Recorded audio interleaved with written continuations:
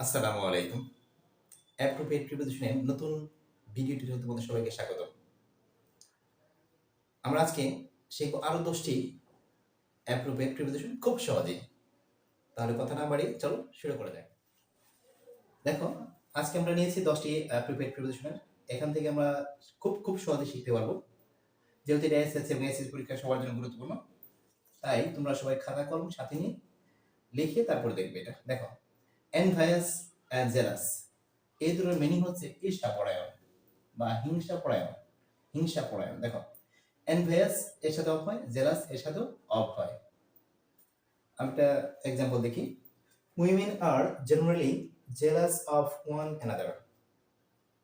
সাধারণত মেয়েরা একে অন্যের প্রতি ঈর্ষাপরায়ণ। তারপরটা দেখি আমরা, ইন্টারেস্ট অ্যান্ড আর্নেস্ট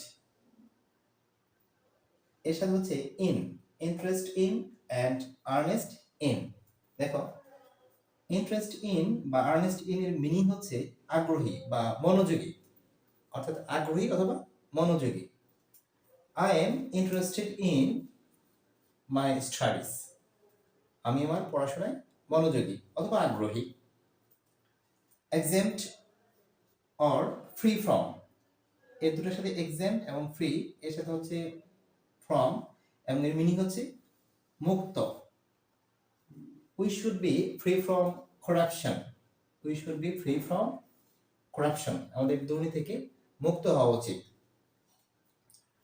তারপরে দেখি আমরা eligible, fit, sweet and suitable. দেখো, এদের প্রত্যেকটার সাথে হচ্ছে for. Eligible for, fit for, sweet for, suitable for. তাই এর প্রত্যেকটা হচ্ছে ফর এবং এর মিনিং হচ্ছে যোগ্য বা উপযুক্ত। যোগ্য বা উপযুক্ত। আমরা একটা এক্সাম্পল দেখি। You are eligible for the post. তুমি এই পোস্টের জন্য উপযুক্ত বা এই পোস্টের যোগ্য তুমি। তো আশা করি তোমরা খুব সহজেই এগুলো মুখস্থ করতে পারবে। আর যখনই মুখস্থ করতে সমস্যা হবে তখন তুমি খাতা কলম নিয়ে লিখে তারপর প্র্যাকটিস করবে। আর প্রয়োজনীয় ভিডিও তুমি ডাউনলোড দিয়ে বারবার দেখতে পারো। আরও যদি নতুন কোনো ভিডিও পেতে চাও এবং কোন বিষয় পেতে চাও তাহলে কমেন্ট করে অবশ্যই জানাবে। আজ এ পর্যন্তই, সবাই ভালো থেকো। আল্লাহ হাফেজ।